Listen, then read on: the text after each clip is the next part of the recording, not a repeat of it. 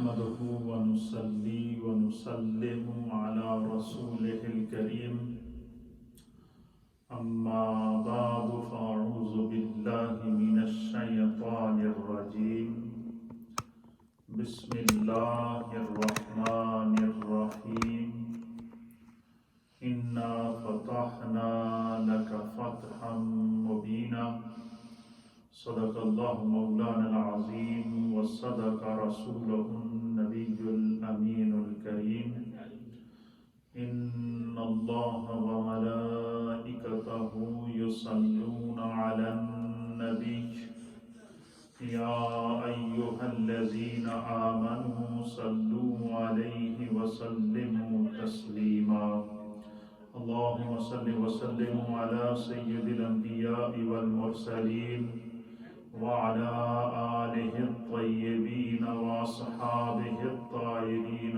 أجمعين الصلاة والسلام عليك يا سيدي يا رسول الله وعلى آلك وأصحابك يا سيدي يا حبيب الله السلام علیکم سامعین و ناظرین۔ آج 20 رمضان المبارک ہے اور پوری دنیا سے معتکفین اعتکاف کی پرنور ساعتوں کی طرف بڑھ رہے ہیں۔ 20 رمضان المبارک دنیا اسلام کے اندر تاریخی دن کی حیثیت رکھتا ہے۔ اس کی تاریخ اسلام کی تاریخ سے وابستہ ہے۔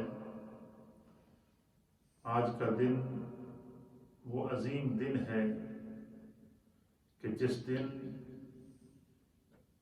اللہ تعالیٰ نے اپنے پیارے حبیب لبیب نبی رحمت جناب سید العالمین محمد الرسول اللہ صلی اللہ تعالیٰ علیہ وآلہ وسلم کو فتح مکہ عطا کی تھی۔ فتح مبین قرآن نے اس کو ذکر کیا ہے۔ قرآن کہتا ہے اِنَّا فَتَحْنَا لَكَ فَتْحًا مُبِينًا۔ محبوب آپ دیکھیں کہ آپ کے رب نے آپ کو فتح مبین عطا فرمائی۔ پھر دوسرے مقام پر قرآن حکیم فرقان مجید نبی اکرم صلی اللہ تعالیٰ علیہ وسلم کو اسلام کی پاداش میں اسلام کے پیغام اور اعلان نبوت کرنے میں کے بعد جن جن مشکلات کا سامنا کرنا پڑا،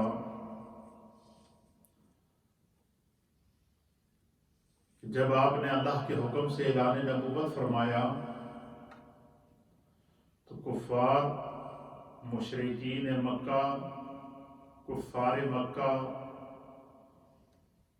عرب قبائل سارے کے سارے آپ کی جان کے دشمن بن گئے۔ آپ کو طرح طرح کی اذیتیں پہنچائی گئیں، دکھ پہنچائے گئے، تکالیف پہنچائی گئیں اور مختلف پریشانیوں سے آپ کو گزرنا پڑا۔ آپ کو شعب ابو طالب کے اندر بند کر دیا گیا، مقید کر دیا گیا، آپ کا سماجی بائیکاٹ کیا گیا، آپ کو طائف کے مقام پر پتھروں سے لہولہان کیا گیا، خانہ کعبہ میں نماز کے دوران آپ پر حملہ کیا گیا، طرح طرح کی اذیتیں سے دوچار ہوئے۔ وہ صحابہ اکرام جو آپ پر ایمان لائے ان کی بھی یہی پوزیشن تھی، یہی ان کا حال تھا۔ بعض صحابہ تو وہ تھے کہ جنہیں نبی اکرم صلی اللہ تعالیٰ علیہ وآلہ وسلم نے حبشہ کی طرف ہجرت کرنے کا حکم دے دیا، جس میں حضرت عثمان غنی رضی اللہ تعالیٰ عنہ بھی تھے۔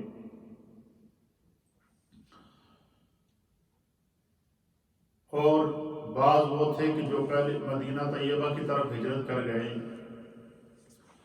پھر جب کفار کی اذیتیں، ان کے دکھ اور ان کی تکالیف اپنے عروج پر پہنچ گئیں تو اللہ تعالیٰ نے اپنے پیارے حبیب لبیب نبی رحمت صلی اللہ تعالیٰ علیہ وآلہ وسلم کو حکم دیا کہ اے میرے محبوب، آپ مکہ سے ہجرت کر لیں۔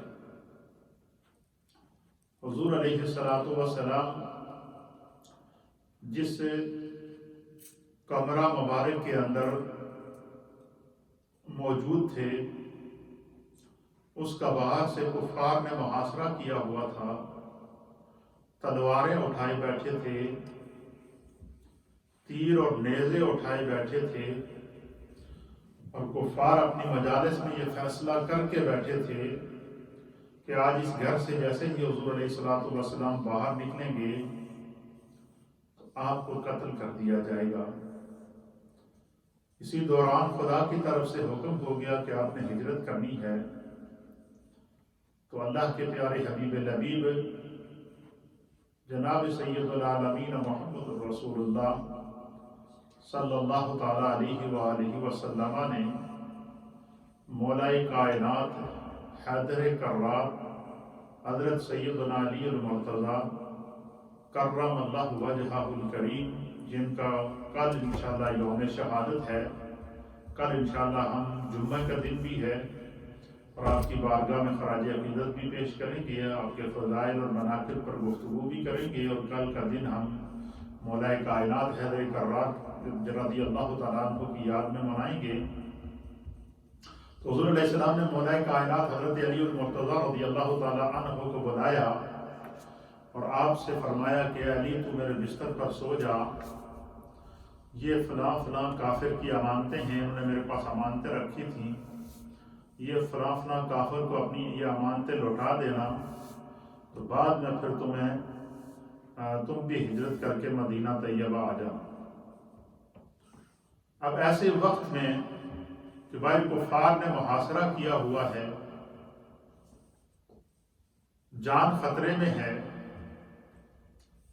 لیکن میرے مصطفیٰ کریم اس وقت بھی لوگوں کی امانتیں لوٹا رہے ہیں، اور پھر حضور علیہ السلام وہ ساری امانتیں مولائے کائنات کے سپرد کر کے جب وہاں سے نکلے تو آپ نے زمین سے مٹی اٹھائی، اس کو اپنے ہاتھ میں رکھا اور سورہ یاسین شریف کی آیات پڑھی، وَجَعَلْنَا مِن بَيْنِ أَيْدِيهِمْ سَدًّا وَمِنْ خَلْفِهِمْ سَدًّا فَأَغْشَيْنَاهُمْ فَهُمْ لَا يُبْصِرُونَ وَسَوَاءٌ عَلَيْهِمْ أَأَنذَرْتَهُمْ أَمْ لَمْ تُنذِرْهُمْ لَا يُؤْمِنُونَ۔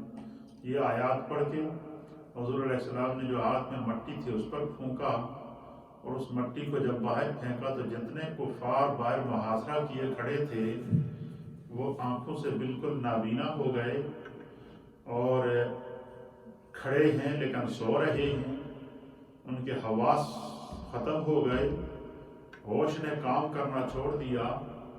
تو ان کفار اور مشرکین کو پتہ ہی نہ چلا، اللہ کے حبیب ان کے بیچ سے نکلے اور سیدھا سیدنا ابو بکر صدیق رضی اللہ تعالیٰ عنہ کے گھر تشریف لائے۔ حضرت ابو بکر صدیق کو اٹھایا اور ان سے کہا کہ ہمیں ہجرت کا اللہ کی طرف سے حکم ملا ہے، لہٰذا آپ نے میرے ساتھ چلنا ہے۔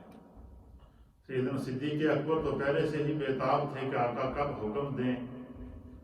سیدنا صدیق اکبر بھی حضور علیہ السلام کی معیت میں چل پڑے۔ اب سیدنا صدیق اکبر اس منظر کو بیان کرتے ہیں کہ حضور علیہ السلام جب خانہ کعبہ شریف چھوڑ کر مدینہ کی طرف جا رہے تھے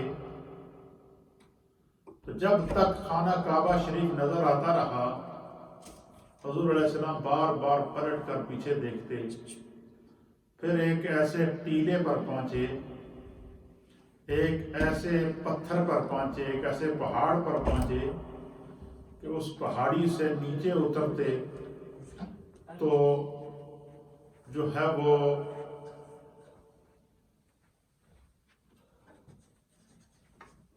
خانہ کعبہ آنکھوں سے اوجھل ہو جاتا، تو نبی اکرم صلی اللہ تعالیٰ علیہ وآلہ وسلم نے وہاں کھڑے ہو کر دعا کی، اور دعا یہ تھی کہ بار الہ، اے میرے رب، میری قوم نے مجھے اس جگہ سے نکالا ہے جو مجھ مصطفیٰ کو سب سے زیادہ محبوب تھی، اور اب تو مجھے اس شہر میں لے جا جو تجھے سب سے زیادہ محبوب ہو۔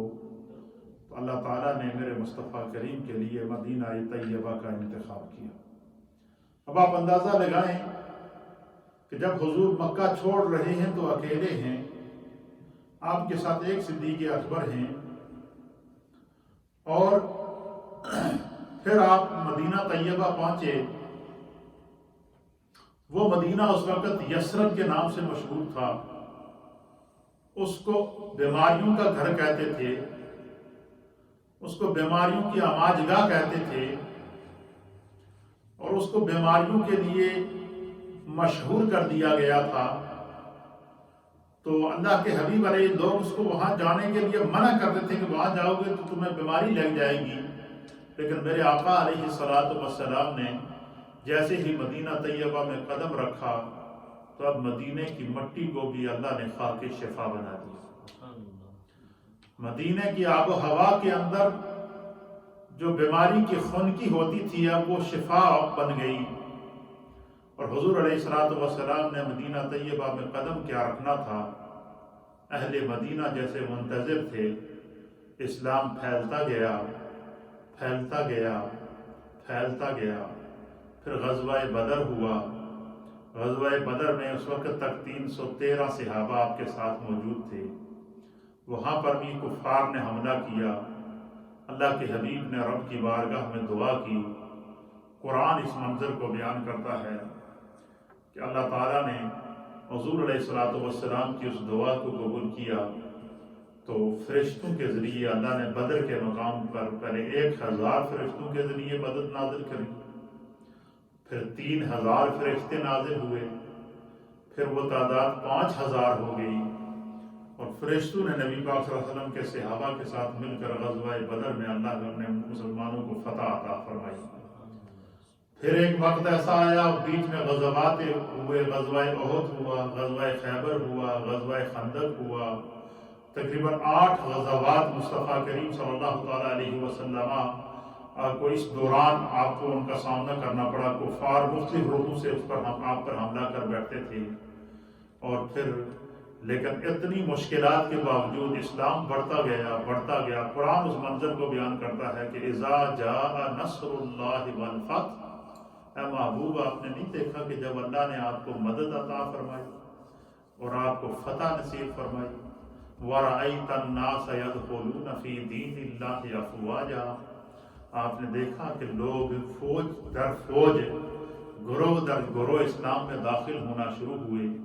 پھر کفار کے ساتھ کچھ معاہدات ہوئے، معاہدہ حدیبیہ ہوا، اور بہت سارے معاہدات ہوئے کہ جنگ بندی کی جائے۔ حضور علیہ الصلوۃ والسلام اور صحابہ نے اس پر عمل کیا، لیکن کفار شاید اس سے خوشگوانی میں تھے کہ ہم جو ہے معاہدہ توڑ دیں گے اور مسلمان مجبور ہو جائیں گے۔ انہوں نے اس معاہدے کو توڑ دیا۔ اب جب انہوں نے معاہدہ توڑ دیا، اب نبی اکرم صلی اللہ تعالیٰ علیہ وآلہ وسلم کو خدا کی طرف سے اشارہ ملا کہ محبوب اپنے ان جان نثاروں کے لے کر اب آپ کعبے کی طرف جائیں، اور ان لوگوں کو بتائیں کہ جنہوں نے آپ کو کعبے سے نکالا تھا، جنہوں نے آپ کو کعبے سے بے دخل کیا تھا، جنہوں نے آپ کو اس شہر سے نکالا تھا جس شہر میں اللہ تعالیٰ نے آپ کو پیدا کر کے اس شہر کی قسم کھائی ہے، اور اللہ فرماتا ہے لا اقسم بہذا البلد وانت حل بہذا البلد ووالد وما ولد لقد خلقنا الانسان فی کبد۔ اللہ فرماتا ہے اس مکہ شہر کی قسم، اس کی گلیوں کی قسم، اس شہر کے صحراؤں کی قسم، اس کے میدانوں کی قسم، اور اللہ نے اس شہر کی قسم اس لیے کہی کہ وانت حل بہذا البلد، اس شہر میں میرے مصطفیٰ کی ولادت ہوئی۔ اب جب حضور علیہ السلام مکہ کی طرف روانہ ہوئے قافلہ لے کر، تو اہل سیر نے لکھا ہے، سبل الہدا کے اندر لکھا ہے کہ نبی اکرم صلی اللہ تعالیٰ علیہ وآلہ وسلم کے ساتھ 10,000 سے زائد صحابہ اکرام تھے، اونٹ تھے، گھوڑے تھے، صحابہ تھے، صحابیات تھے۔ ایک عجیب و غریب منظر تھا۔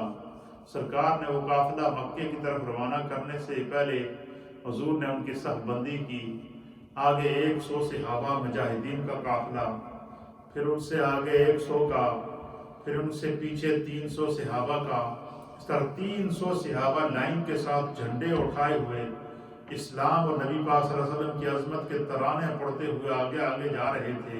ان 300 صحابہ کے بعد پھر سرکار دو عالم صلی اللہ علیہ وسلم کا اونٹ آپ کی سواری مبارک تھی۔ حضور علیہ السلام کے ساتھ پھر 10,000 صحابہ یہ قافلہ چلتا رہا، چلتا رہا، چلتا رہا۔ پھر ایک مقام ایسا آیا کہ اس مقام پر نبی اکرم صلی اللہ تعالیٰ علیہ وسلم کی نظر پڑی۔ حضور نے دیکھا کہ سامنے ایک کتیا ہے اور اس کتیا نے راستے میں بچے دیے ہوئے ہیں اور اس کے چھوٹے چھوٹے بچے اس کا دودھ پی رہے ہیں۔ تو اللہ کے حبیب علیہ الصلوۃ والسلام نے اپنا دست کرم کھڑا کیا اور قافلہ روک دیا۔ حضور نے فرمایا کہ راستہ بدل دو۔ صحابہ نے عرض کیا کہ یا رسول اللہ، یہ راستہ بالکل سیدھا جاتا ہے، ہمارے پاس ساز و سامان ہے، ہمارے پاس 10,000 کے قریب صحابہ ہیں، تو یہ راستہ ہمارے لیے مشکل ہو جائے گا۔ حضور علیہ السلام نے کہا کہ ہم مشکل برداشت کر لیں گے، اصل میں وجہ یہ ہے کہ آگے ایک کتیا نے بچے دیے ہوئے ہیں اور وہ بڑے سکون اور بڑے مزے سے اپنے بچوں کو دودھ پلا رہی ہے۔ اس کو پتہ ہے کہ رحمت للعالمین آقا آ رہے ہیں، تو ان کی موجودگی میں مجھے کون تنگ کرے گا؟ اب 10,000 کا لشکر آگے بڑھ رہا ہے لیکن کتیا راستے میں بیٹھی بڑے سکون سے بچوں کو دودھ پلا رہی ہے۔ میرے آقا کی جب اس کتیا پہ نظر پڑی اور آپ نے کہا راستہ بدل دو۔ وہاں ایک صحابی رسول تھے جن کا نام تھا حضرت جمیل بن سراقہ رضی اللہ تعالیٰ عنہ۔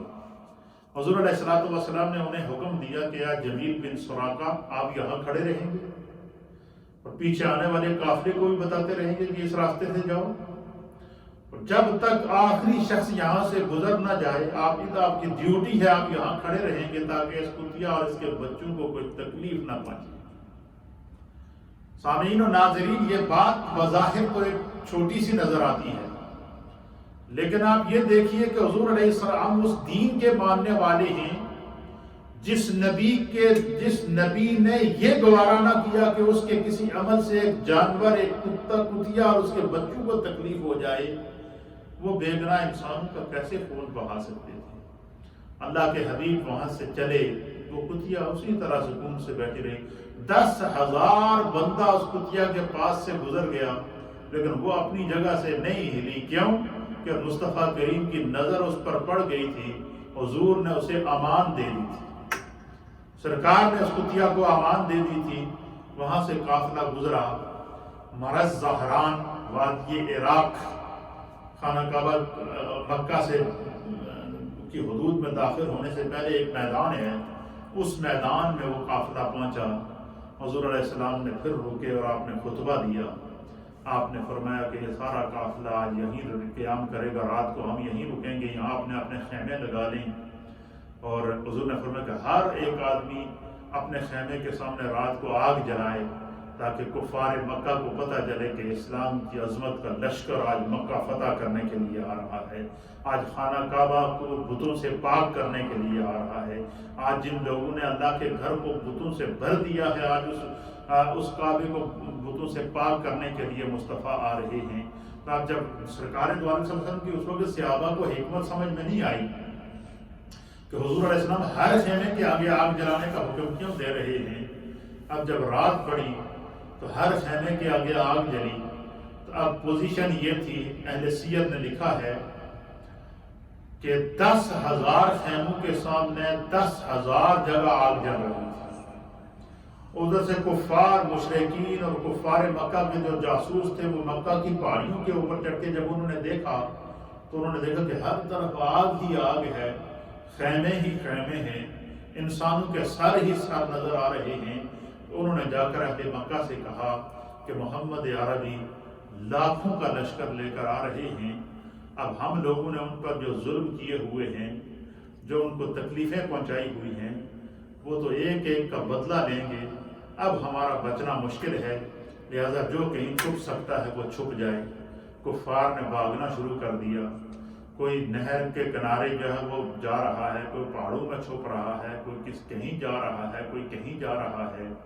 اتنے میں ابو سفیان آ گئے اور انہوں نے نبی اکرم صلی اللہ تعالیٰ علیہ وسلم سے آ کر آپ کے خیمے میں ملاقات کی اور آپ سے عرض کیا کہ یا رسول اللہ، ساری جنگیں میری سرپرستی میں لڑی گئیں، میں آپ کو اپنا دشمن سمجھتا تھا، لیکن اب میرے دل کے اندر اللہ نے ہدایت دے دی ہے تو میں آپ پر ایمان لانے کے لیے حاضر ہوں۔ ابو سفیان نے وہاں کلمہ پڑھا رضی اللہ تعالیٰ عنہ، اور پھر وہ قافلہ مکے کی طرف روانہ ہوا۔ مکے میں جب قافلہ پہنچا، کفار میں سے بعض جنہوں نے سرکار کو اذیتیں پہنچائی ہوئی تھیں وہ کانپ رہے تھے کہ آج ہمارا کیا حشر ہوگا۔ جنہوں نے دکھ پہنچائے ہوئے تھے، تکالیف پہنچائی ہوئی تھیں، گھر سے بے گھر کیا تھا، سماجی مقاطعہ کیا تھا، طائف کے مقام پر پتھر مارے تھے، ہر طرح سے سرکار دو عالم صلی اللہ علیہ وسلم کو جب اذیتیں دکھ پہنچائے گئے تو ان کو یہ تھا کہ اب ہمارا کیا بنے گا، ہمیں تو ایک ایک ظلم کا حساب دینا ہوگا۔ لیکن جب سرکار دو عالم صلی اللہ علیہ وسلم کعبے کے اندر داخل ہوئے اور پورا کنٹرول آپ نے حرم کا سنبھال لیا، سنبھالنے کے بعد پھر میرے مصطفیٰ کریم نے مولا کائنات حضرت علی اور مرتضیٰ سے فرمایا کہ علی، کعبے کی چھت پہ چڑھو، اور جتنے انہوں نے بت رکھے ہوئے ہیں، ایک روایت کے مطابق 360 کے قریب انہوں نے بت وہاں رکھے ہوئے تھے، ان بتوں کو توڑو۔ حضرت علی کو نے کوشش کی خانہ کعبہ کی چھت پہ جانے کے لیے، تو آپ کے لیے مشکل پیدا ہوئی۔ حضور علیہ السلام کھڑے ہو گئے، حضور نے فرمایا کہ اے میرے علی، آج میرے کندھوں پر قدم رکھ کے تو آج کعبے کی چھت پہ جا۔ حضور علیہ السلام نے حضرت علی کو اٹھایا اپنے کندھوں پر، اور حضرت علی اور مرتضیٰ نے خانہ کعبہ کے اوپر جا کر اس کے اندر سے بتوں کو توڑا۔ پھر سرکار دو عالم صلی اللہ تعالیٰ علیہ وسلم نے وہاں خطبہ دیا، میرے آقا نے خطبہ دیا جسے تاریخ اسلام نے نقل کیا ہے۔ حضور نے فرمایا لا تثریب علیکم اليوم، آج کسی سے کوئی انتقام نہیں لیا جائے گا، تمہارا کام دکھ پہنچانا تھا تم نے پہنچا دیا ہے، میں تو رحمت للعالمین بن کر آیا ہوں۔ تمہارا کام کانٹے بچھانا تھا تم نے بچھا دیے، میں تمہیں جواب میں پھول دے رہا ہوں۔ تم نے جو دکھ پہنچانے تھے وہ پہنچا دیے، تم نے جو اذیتیں پہنچائی تھیں وہ پہنچا دی۔ آج جو ابو سفیان کی امان میں آنا چاہتا ہے اس کو بھی امان، جو کسی قبیلے کی امان میں جانا چاہتا ہے اس کو بھی امان۔ تم نے جو عمل کیا تھا وہ تمہارا عمل تھا، میں تو کریم ہوں، میں تو مصطفیٰ ہوں، میں رحمت للعالمین ہوں، مجھے میرے رب نے کائنات کے لیے رحمت بنا کر بھیجا ہے، لہذا آج تمہیں میں معاف کرتا ہوں۔ حضور نے معافی کا اذن عام کیا، اور اس منظر کو قرآن نے بیان کیا کہ اِنَّ فَتَحْنَا لَكَ فَتْحًا مُبِينًا، اور یہ سارے کا سارا فتح مکہ، خانہ کعبہ کے اندر حاضری، کعبے سے بتوں کو صاف کرنا اور بتوں کو کعبے سے باہر نکال کر خانہ کعبہ کا طواف، مشرکین خانہ کعبہ کو مشرکین سے آزاد کرا کے خانہ کعبہ کا طواف شروع ہونا، یہ تاریخی دن آج 20 رمضان کا دن ہے۔ 20 رمضان سن 8 ہجری کو حضور علیہ السلام کو اللہ نے فتح مکہ عطا فرمائی تھی۔ یہ بڑا تاریخی دن ہے، اسلام کے اندر اس دن کو ہمیشہ یاد رکھا جائے گا۔ اسی دن خانہ کعبہ کا طواف دوبارہ مشرکین سے پاک کرا کے نبی پاک نے شروع کیا تھا۔ اس دن سے حضور علیہ السلام نے خانہ کعبہ کا کنٹرول سنبھالا ہے، اور 1400 سال سے زائد عرصہ گزر گیا، خانہ کعبہ کا کنٹرول موجود ہے، اور قیامت تک یہ رہے گا، کیونکہ اب مصطفیٰ کی زمانہ قیامت تک مصطفیٰ کا ہی ہے۔ یہی وجہ ہے کہ حضور علیہ السلام نے فرمایا کہ بڑی سے بڑی وبا ہو، چاہے طاعون ہو، وہ کعبے کے اندر اور مدینہ شریف میں داخل نہیں ہو سکتی۔ حضور نے فرمایا کہ جو دجال ہوگا پوری دنیا کو وہ تباہ و برباد کرے گا، لیکن دجال حرمین طیبین میں داخل نہیں ہو سکتا، کیونکہ مدینے اور مکے کے راستوں پر اس کی حفاظت کے لیے خدا نے فرشتے بٹھا دیے۔ تو آج کا دن فتح مکہ کا دن ہے، جس کو قرآن نے سورہ فتح کی پہلی آیت کے اندر اِنَّا فَتَحْنَا لَكَ فَتْحًا مُبِينًا کا پھر آج کے دن کا ذکر کیا. آج کی فتح کا اشارہ اللہ تعالیٰ نے اذا جاء نصر اللہ والفتح سورہ نصر کی صورت میں ارشاد فرمایا. آج کے دن میرے مصطفیٰ نے جو ہے وہ کائنات کو پیغام امن دیا تھا، پیغام محبت دیا تھا. کفار اور مشرکین کو جب دسترس ہوئی، ان کو جب طاقت ملی، تو انہوں نے اپنی خصلت کے مطابق حضور علیہ السلام کو ہجرت کرنے پر مجبور کیا، آپ کی پیشانی کا لہو لہان کیا. اب قصاص تو یہی تھا کہ ان کے ساتھ بھی وہی حشر ہوتا، لیکن میرے مصطفیٰ کو جب طاقت ملی، 10,000 صحابہ کی فوج موجود ہے، اقتدار بھی موجود ہے، طاقت بھی موجود ہے، بدلہ لینے کی طاقت بھی موجود ہے. میرے مصطفیٰ نے آج کے دن تمام کفار اور مشرکین اور سب کو جنہوں نے آپ کے ساتھ زیادتیاں کی تھی سب کو معاف کیا تھا. آج کا دن معافی کا دن ہے. آج کا دن اللہ کی رحمت کے نزول کا دن ہے. آج کے دن کو اللہ نے فتح مبین قرار دیا ہے. آج کے دن مسلمانوں کے ہاتھ میں اللہ تعالیٰ نے کعبے کی جو ہے وہ متولی کعبے کی وراثت عطا فرمائی تھی، اور یہ قیامت تک قائم اور دائم رہے گی. اس اعتبار سے 20 رمضان تاریخ کے اندر بڑا ہے. اللہ کے حبیب علیہ السلام نے ہر دور میں امن کا پیغام دیا ہے، محبت کا پیغام دیا ہے. فتح مکہ کے بعد پھر میرے مصطفیٰ کریم نے اعلان کیا کہ آئندہ سال 9 ہجری کو جو حج ہوگا وہ حج ابو بکر صدیق رضی اللہ تعالیٰ عنہ کی قیادت کے اندر قافلہ جائے گا. پھر حضرت ابو بکر صدیق کو حضور علیہ السلام نے امیر قافلہ بنا کر حج کے لیے بھیجا. پھر اس کے بعد سرکار دو عالم صلی اللہ علیہ وسلم دوسرے سال پھر حج کے لیے آپ خود تشریف لائے. اور جب حضور علیہ السلام حج کے لیے تشریف لائے تو وہ حج بھی حجۃ الوداع تھا، نبی پاک کا آخری حج تھا.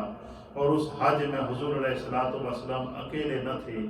مدینہ کی وادیوں سے، مدینہ کے شہروں سے، مدینہ کے علاقوں سے، مدینہ کے دیہاتوں سے، عرب کے دور دراز لوگوں سے جہاں جہاں تک اسلام پہنچ چکا تھا، سارے قافلے حج کے لیے سرکار کے پاس جمع ہوئے. حضور علیہ السلام کی معیت میں قافلہ حج کے لیے نکلا. اب اہل سیر نے لکھا ہے کہ سرکار دو عالم شفیع معظم سید العالمین محمد الرسول اللہ صلی اللہ تعالیٰ علیہ وسلم جب حجۃ الوداع کرنے کے لیے روانہ ہوئے تو حضور علیہ السلام کی معیت میں 1.25 لاکھ صحابہ اور صحابیات، 1.25 لاکھ صحابہ اور صحابیات. اب میرے رب کی قدرت دیکھیے. اللہ فرماتا ہے قرآن کے اندر کہ تلک الایام نداولها بین الناس، کہ یہ دن لوگوں میں بدلتے رہتے ہیں. آج اگر کسی کا دن ہے تو وہ کل دوسرے کو بھی وہ دن نصیب ہو سکتا ہے. اس لیے علماء اور محدثین کہتے ہیں کہ جب خدا کسی کو خوشحالی عطا فرمائے، مال و دولت عطا فرمائے، حکومت و ثروت عطا فرمائے، کاروبار عطا فرمائے، اچھے دن عطا فرمائے، تو ان اچھے دنوں میں اسے خدا کا شکر ادا کر کے اللہ کی طرف رجوع کرنا چاہیے. اپنے دل کو ایک لمحے کے لیے بھی خدا سے غافل نہیں کرنا چاہیے. بندے کو یہ سوچنا چاہیے کہ جس رب نے مجھے دیا ہے وہ مجھ سے چھیننے پر بھی طاقت رکھتا ہے. فرمایا خدا جب شکر کرتا رہتا ہے تو خدا انعامات میں اضافہ کرتا رہتا ہے. اب وہ منظر دیکھیے کہ جب میرے آقا علیہ السلام ہجرت کے لیے تشریف لے جا رہے ہیں تو صرف اکیلے ہیں اور آپ کے ساتھ صدیق اکبر ہیں. اور جب فتح مکہ کے لیے آ رہے ہیں تو 10,000 صحابہ ہیں. پھر دوبارہ حجۃ الوداع کے لیے آ رہے ہیں تو 1.25 لاکھ صحابہ حضور کے ساتھ موجود ہیں. اکیلے نکلے تھے تو واپس حرم میں 1.25 لاکھ صحابہ کو لے کر آ رہے ہیں. واپس طواف کے لیے 1.25 لاکھ کے قریب صحابہ اور صحابیات کو لے کر آ رہے ہیں. یہ میرے مصطفیٰ کریم کو خدا نے وہ فتح عطا فرمائی. لیکن 1.25 لاکھ صحابہ حضور کی معیت میں موجود ہیں. لیکن میرے مصطفیٰ کریم نے یہ نہیں فرمایا کہ میں آج تم سے انتقام لوں گا. حضور نے امن کا درس دیا، محبت کا درس دیا، پیس کا درس دیا. سرکار دو عالم صلی اللہ علیہ وسلم نے انسانیت کی خدمت کا درس دیا ہے. حضور نے فرمایا کہ الخلق عیال اللہ، یہ جو مخلوق ہے یہ خدا کا کنبہ ہے. خدمت خلق یہ انبیاء کرام کا وظیفہ رہا ہے. انہوں نے اللہ کی مخلوق کی حفاظت کی ہے، مخلوق کو قتل نہیں کیا، مخلوق کو پاؤں تلے راندا نہیں ہے، مخلوق کی تباہی نہیں کی ہے. لیکن میں آج کی اس دنیا سے یہ کہنا چاہتا ہوں کہ آج کے حکمران کس طرف جا رہے ہیں. آج دنیا میں تقریباً 200 سے زائد کنٹریز ہیں، اور ہر ایک اس دوڑ میں لگا ہوا ہے کہ میرے پاس کتنا اسلحہ موجود ہو، میرے پاس کتنے میزائل موجود ہوں، میرے پاس کتنے ایٹم بم موجود ہوں۔ ان میزائلوں کو، ان ایٹم بمز کو، اس اسلحے کو جس کے اوپر تم کھربوں ملین ڈالر اور پاؤنڈ کا سالانہ خرچہ کرتے ہو، اس اسلحے کو کیوں خرید رہے ہو؟ صرف انسانیت کو مارنے کے لیے خریدا جا رہا ہے، صرف انسانیت کو قتل کرنے کے لیے یہ اتنا خرچہ کیا جا رہا ہے۔ میرے مصطفیٰ نے تو 1.25 لاکھ صحابہ کی طاقت پانے کے بعد امن کا پیغام دیا تھا۔ میرے مصطفیٰ کریم 10,000 صحابہ کے ساتھ فتح مکہ کے لیے جب مکہ میں داخل ہوئے، آپ تو پیغام محبت اور امن لے کر آئے تھے، تو اللہ کے حبیب علیہ السلام نے پیغام امن دیا ہے۔ آج اس پوری دنیا کے حکمرانوں کو یہ جو کھربوں ڈالر کا سالانہ اسلحہ خرید کر پوری دنیا میں بیچا جاتا ہے، یہ کھربوں ڈالر اگر آج انسانیت کی خدمت پہ، اس کی ہیلتھ کے اوپر، ہاسپیٹلز کے اوپر، انسانیت کی فلاح اور بہبود کے اوپر لگائے جاتے، کسی کو کسی سے نفرت ہی نہ ہوتی، ہر انسان خوشحال ہوتا، یہ پیسہ سوائے بموں پہ لگنے کے، میزائلوں پہ لگنے کے، ایٹم بم پہ لگنے پہ یہ انسانیت کی خدمت کرتا، دنیا میں کوئی ملک آج غریب نہ ہوتا، ہر ایک انسان خوشحال ہوتا۔ لیکن انسان تباہی کی طرف جا رہا ہے۔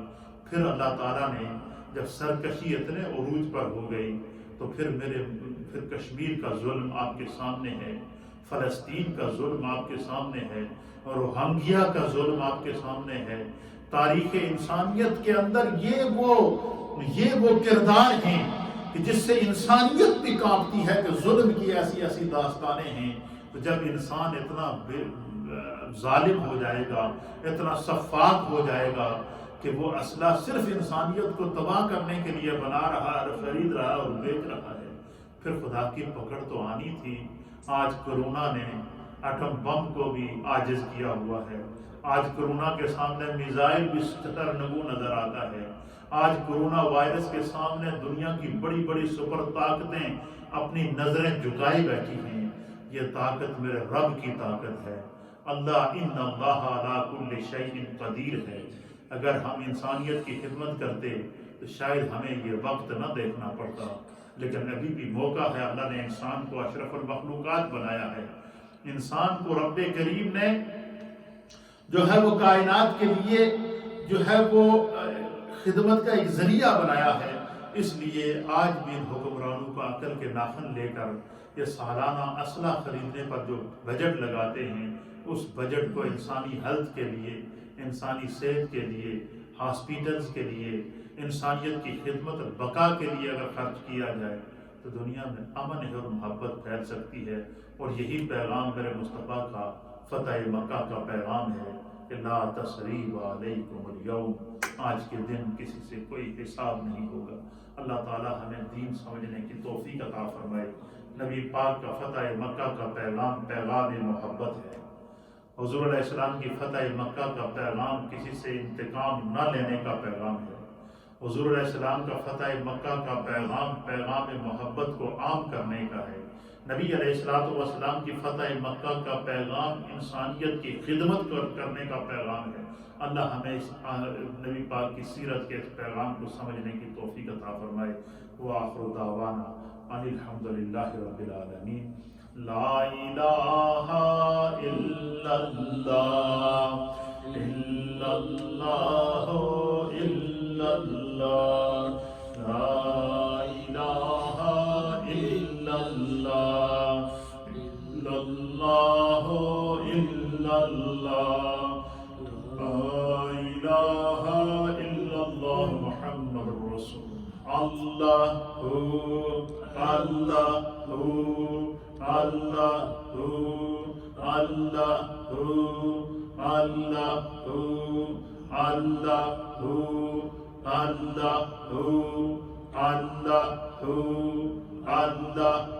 اللہ جل جلالہ۔ اللہم صلی علی سیدنا و نبینا و مولانا محمد وعلى آل سيدنا ونبينا ومولانا محمد صلاة دائمة مقبولة تؤدي بها حقه العظيم.